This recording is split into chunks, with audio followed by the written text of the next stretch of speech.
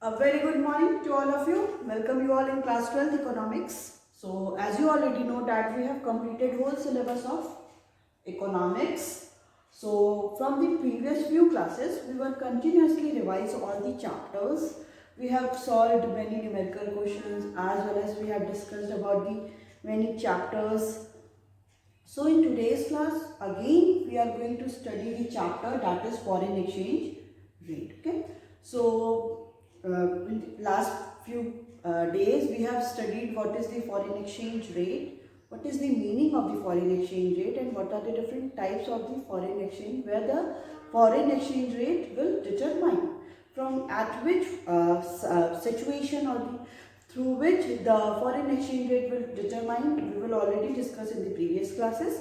So in today's class we are going to study the what are the different causes और of the change in the rate of the exchange foreign exchange. तो कौन से ऐसे causes हैं जिनकी वजह से जो रेट है फॉरेन एक्सचेंज का वो चेंज होता है. ठीक है, तो आज के टॉपिक में आज की क्लास में हम लोग ये टॉपिक पढ़ते हैं. So let's get started.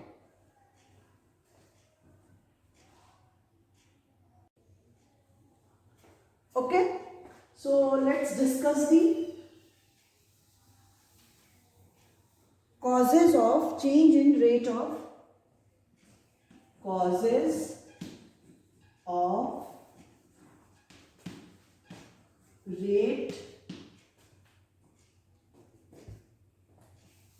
causes of change in rate of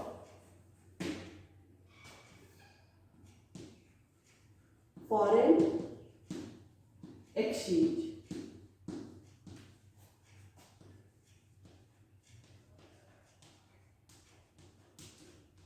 So what are the different causes for which there is change in the rate of foreign exchange? किसकी वजह से जो ये चेंज हो रहा है रेट ऑफ फॉरेन एक्सचेंज, वो किसके उसके कॉजेज क्या हैं?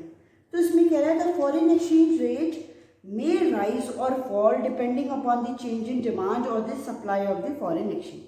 कि जो ये फॉरेन एक्सचेंज है वो क्या होता है, वो इंक्रीज भी करता है एज वेल एज डिक्रीज होता है. मतलब जो भी चेंज होता है only because of change in the demand and supply of the foreign exchange.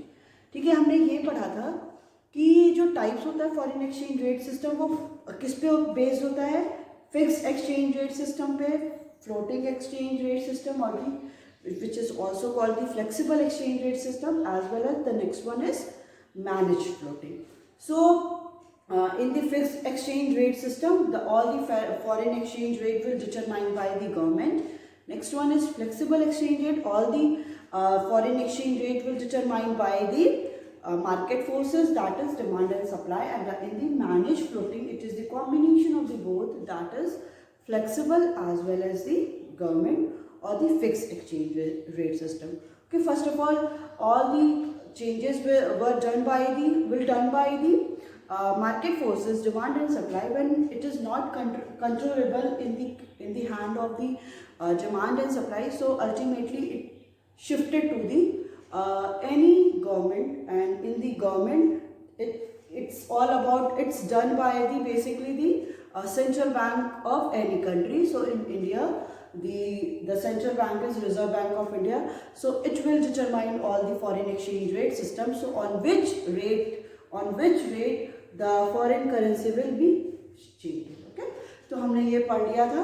अब हमें क्या पढ़ना है कि ये जो कॉज हो रहा है चेंज, जो रेट ऑफ फॉरेन एक्सचेंज है, वो बेसिकली डिपेंड किस पे करता है, डिपेंड करता है कि आपका क्या है कि चेंज कितना डिमांड एंड सप्लाई, कितनी demand and supply foreign exchange की है, कितनी डिमांड हो रही है फॉरेन करेंसी की और कितनी सप्लाई हो रही है फॉरेन करेंसी की. टोटली इसी पे डिपेंड करता है कि किस सिचुएशन पे हम ये बोलेंगे कि ये रेट हमारे डिटरमाइन हो गई है. So in this section we will understand, हम यहाँ पे क्या पढ़ेंगे, पहला पढ़ेंगे करेंसी एप्रिसिएशन,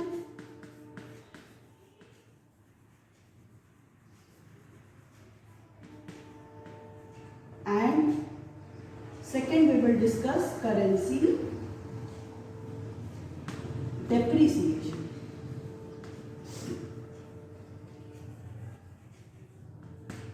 राइट, ठीक है, करेंसी डेप्रिसिएशन और the currency appreciation. Okay, so currency appreciation means when exchange rate falls and currency depreciation means when exchange rate rises. Exchange rate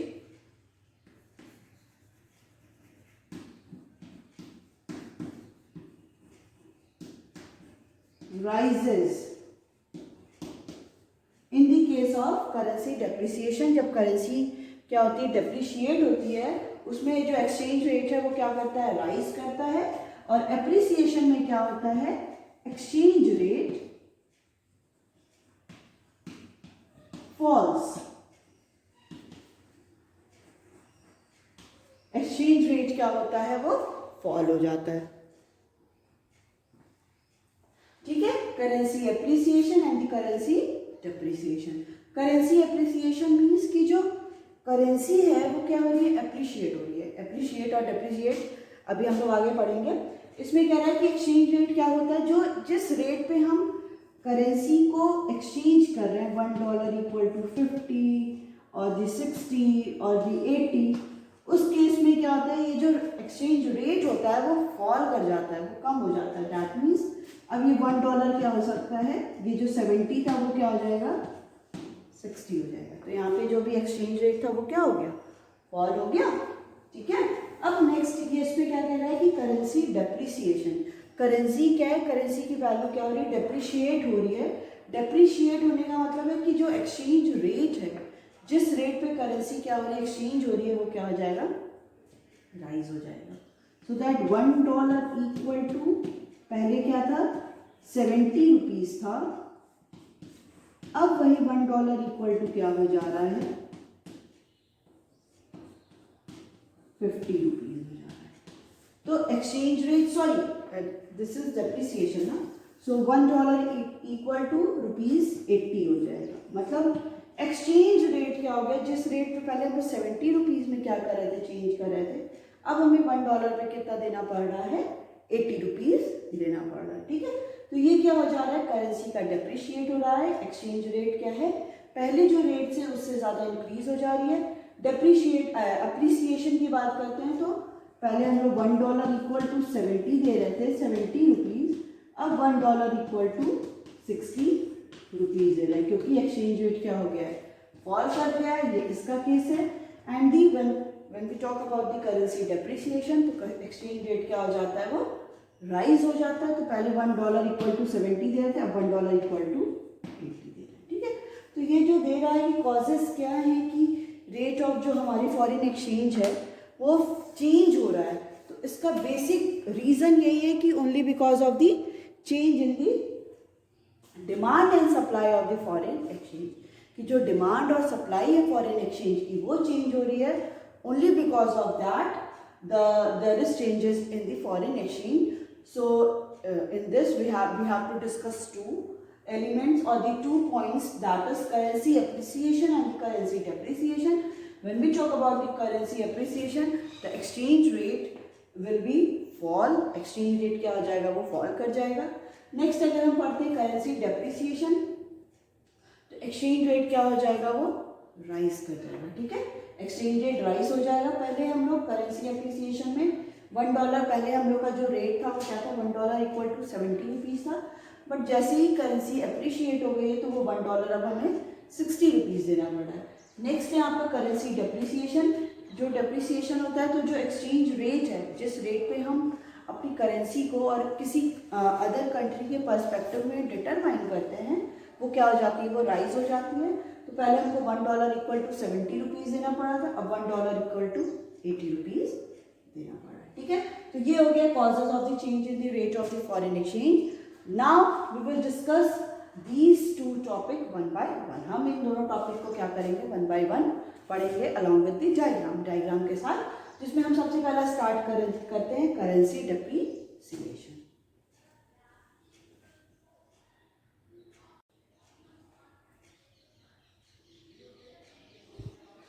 Okay, so first one is depreciation of the domestic currency.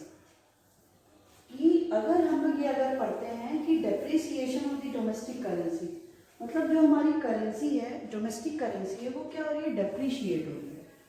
उसके depreciate होने का मतलब हो जाएगा कि हमारे जो exchange rate है वो क्या हो जाएगा, राइज हो जाएगा। एक्सचेंज रेट जो पहले हम लोग बात कर रहे थे कि $1 इक्वल टू 70 दे रहे हैं, अब $1 हमें क्या करना पड़ेगा, 80 रुपीज देना पड़ेगा। ठीक है, तो डेप्रिसिएशन ऑफ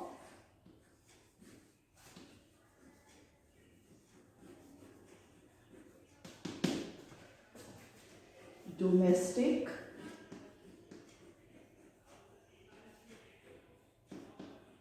करेंसी, ठीक है, depreciation of the domestic currency. और अगर इसको हम लोग बोलते हैं appreciation of the domestic currency, foreign currency. अगर हमारा जो डोमेस्टिक करेंसी की जो एक्सचेंज रेट है वो अगर डेप्रिशिएट हो रहा है, दैट मीन्स कि जो अगर अपोजिट कंट्री है जिसके साथ हम ट्रांजेक्शन कर रहे हैं उसका क्या हो जाएगा, करेंसी एप्रिशिएट कर जाएगा। मतलब उसके लिए हमारी करेंसी फॉल है और हमें क्या करना पड़ेगा, एक्सचेंज रेट हमारा क्या हो जा रहा है, राइज हो जा रहा है। कैसे हो जा रहा होगा, लिटिल बिट आप कंफ्यूज हो रहे होंगे, but no need to worry, अभी जब हम डायग्राम और ये सब के साथ पढ़ेंगे तो समझ में आएगा। ठीक है, तो appreciation of foreign currency,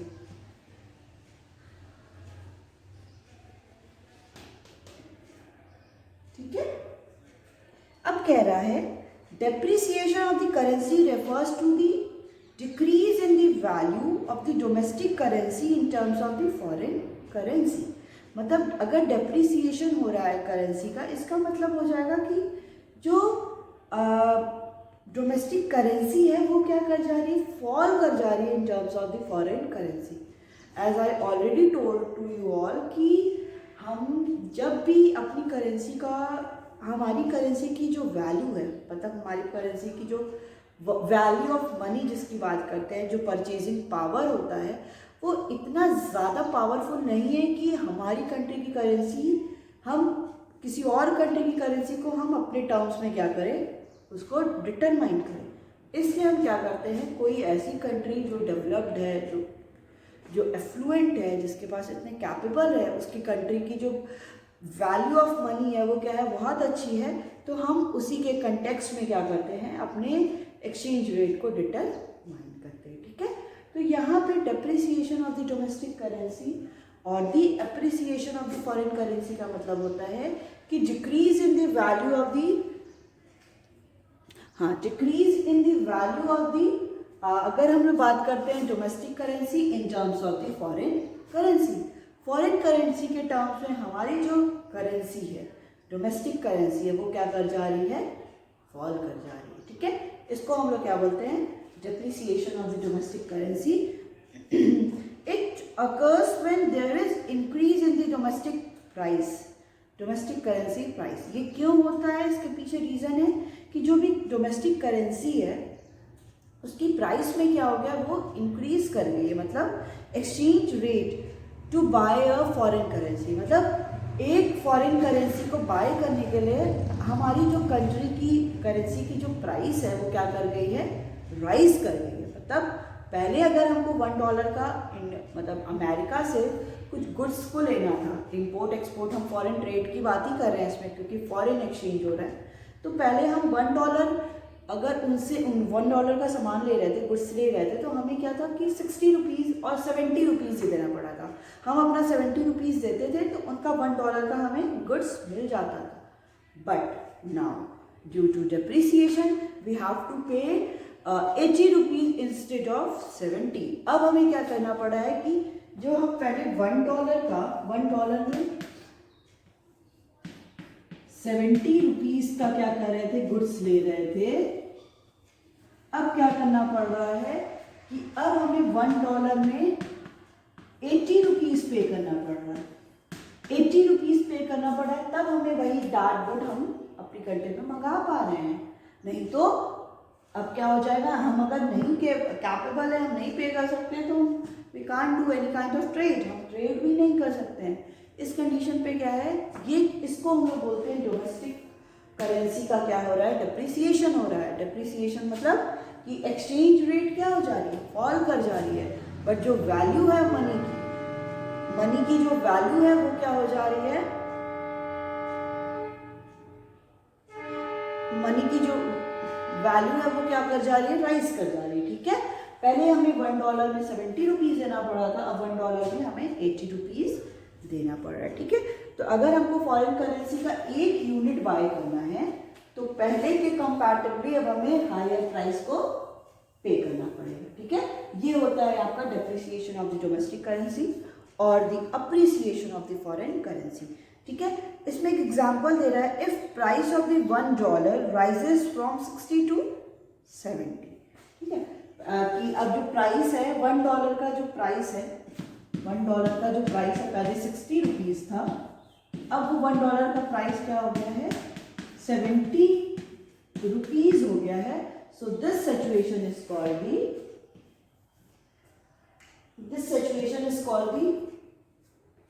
depreciation of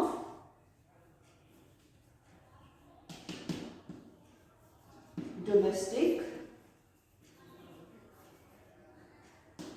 currency। इसको हम लोग क्या बोलते हैं कि depreciation of the domestic currency, की डोमेस्टिक करेंसी का क्या हो रहा है, डेप्रिसिएशन हो रहा है।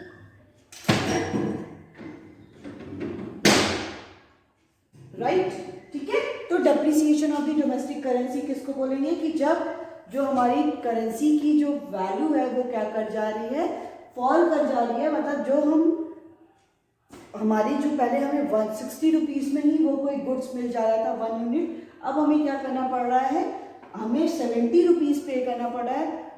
In that situation we have to pay more 10 rupees, हमें अब 10 रुपया ज्यादा पे करना पड़ रहा है। तो इसको हम लोग क्या बोलते हैं, depreciation of the domestic currency and the appreciation of the foreign currency. ठीक है, appreciation of the foreign currency इसको हम लोग बोलते हैं। ठीक है, सो नेक्स्ट लाइन है, a rise in the exchange rate implies depreciation of the Indian rupee. कि जब एक्सचेंज रेट राइज कर जा रहा है, मतलब $1.60 था, $1.70 हो रहा है, मतलब ये जो रेट है वो क्या कर जा रहा है, राइज कर जा रहा है। तो इसको हम लोग क्या बोलेंगे, depreciation of the Indian rupee. Indian rupee की जो वैल्यू है वो क्या कर गई है, कम हो गई है। हमें वही सामान, वही गुड्स पहले 60 रुपीज में देना पड़ा। हम कोई मार्केट में जाते हैं, अगर हम लोग इंटरनल ट्रेड की बात करते हैं विद इन द कंट्री, तो हम पहले अगर यही चौक हमें सिंपली, अगर हमें पहले 10 रुपीज पे करना पड़ रहा था, अब हमें यही चौक को परचेज करने के लिए 20 रुपीज पे करना पड़ रहा है। तो हमारा जो मनी की जो पावर है, जो वैल्यू है वो क्या कर गई है, फॉल कर गई है। अब हमें इसी के लिए ज्यादा पे करना पड़ रहा है। यही कंटेक्स्ट हम लोग, यही चीज हम लोग फॉरेन कंट्री के साथ भी पढ़ते हैं कि पहले हमें ये $1 का मिल रहा था, $1 उनके यहाँ का $1, हमें इसका 50 रुपीज पे करना पड़ा था और 60 रुपीज पे करना पड़ा था। अब क्या हो गया, जैसे ही डेप्रिसिएशन हो गया डोमेस्टिक करेंसी का, इसी चौक की जो वैल्यू है, पहले आपकी $1 हमको 70 पे करना पड़ा था, अब हमको 70 की जगह 80 रुपीज पे करना पड़ रहा है। तो इससे क्या हो गया कि फॉल हो गया। फॉल होने के साथ ही साथ क्या है कि हमें अब इसी के लिए ज्यादा पे करना पड़ेगा। ठीक है, नेक्स्ट क्या रहा है, a causes for the rise in exchange rate. ये जो एक्सचेंज रेट राइज कर रहा है, $1 equal to 60 rupees, now $1 equal to 70 rupees, इसके पीछे कॉजेस क्या है, किसकी वजह से ये इंक्रीज कर रहा है। तो इसके पीछे 2 कॉज है। Causes for increase in exchange rate.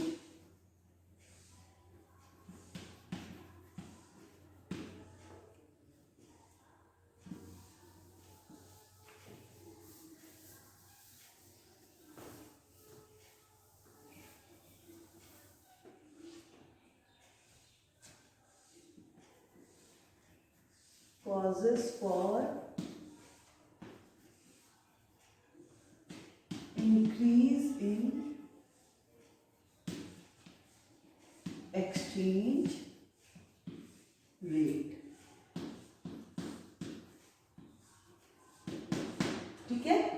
इसका पहला कॉज है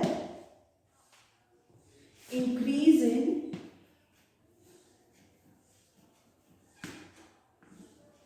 demand, increase in demand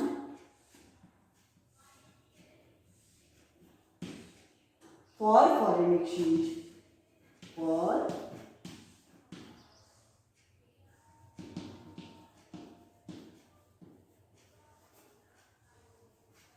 foreign exchange. ठीक है, नेक्स्ट इसका है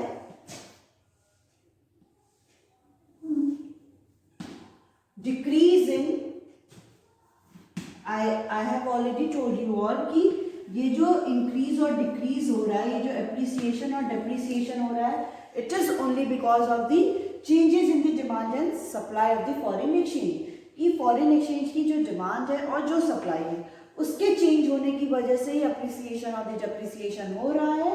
तो जब हम बात करते हैं कि इंक्रीज इन एक्सचेंज रेट, कि जो एक्सचेंज रेट है वो इंक्रीज हो रहा है, तो उसके पीछे सबसे बड़ा कॉजेज है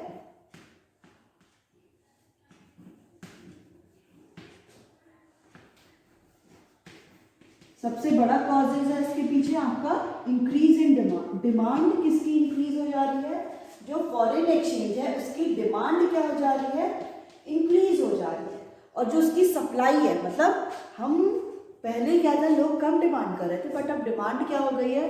फॉर एग्जाम्पल अगर हम बात करते हैं कि इंडिया में हमको अगर यूएस से, यूनाइटेड स्टेट ऑफ अमेरिका से हमें ये चौक हमारे कंट्री में आता है, ठीक है।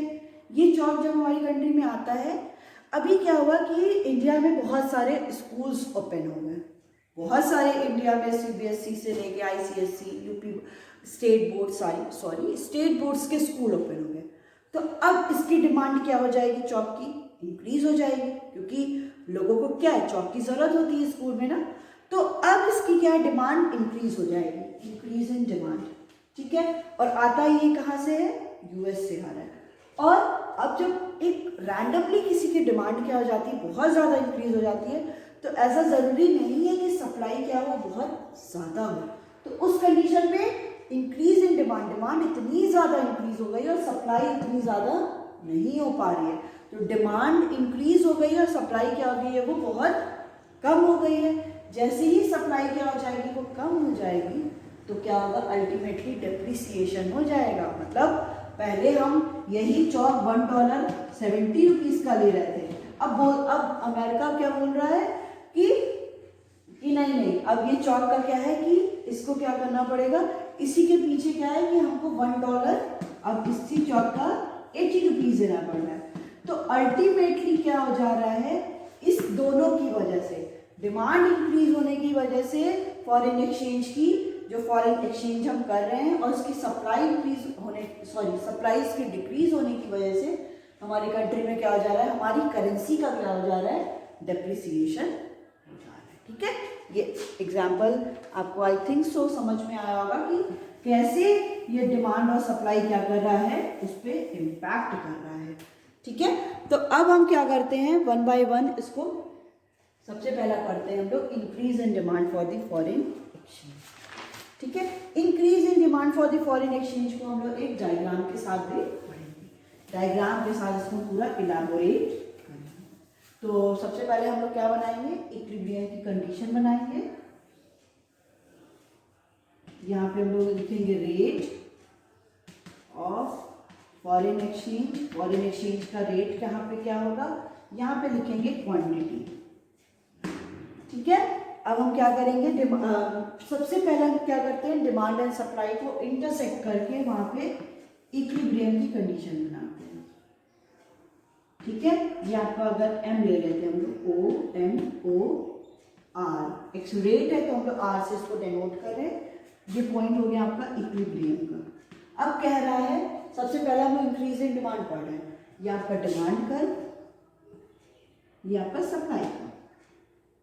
कह रहा है कि इंक्रीज इन डिमांड और for the foreign exchange, foreign exchange के लिए फॉरेन डिमांड क्या हो गई, इंक्रीज हो गई। तो जैसे ही increase in demand, the curve will shift to the rightward.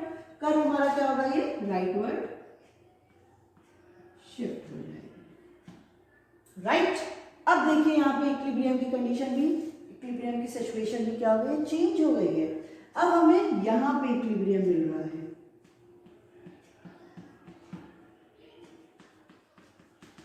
This point E1, right.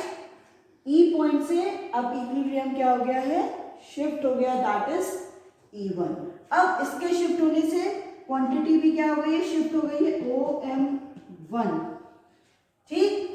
और डिमांड जो रेट है फॉरेन एक्सचेंज का, जो OR था, it is increases up to R1, ठीक है। अब इस सिचुएशन पे देखिए हमने क्या क्या देखा, हमने इसको एक्सप्लेन करने का बेस्ट मेथड है, आप पहले लिया करो कि on the X axis we have taken the quantity of the foreign exchange, on the Y axis we have taken the rate of the foreign exchange.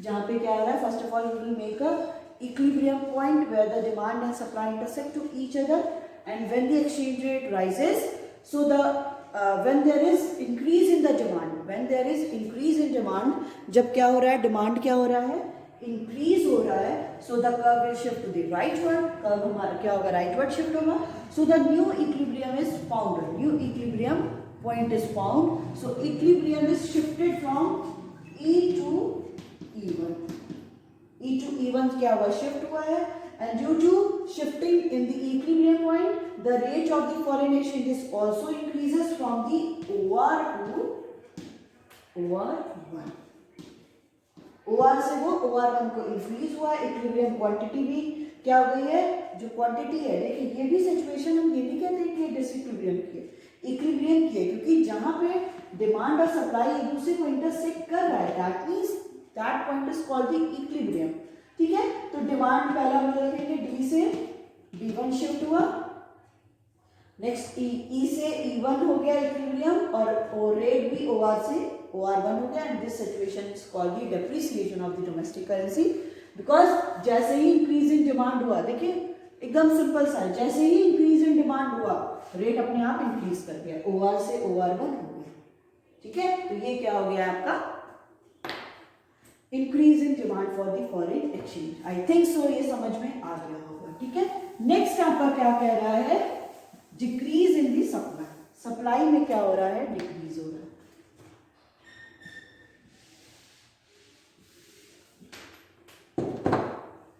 Decrease in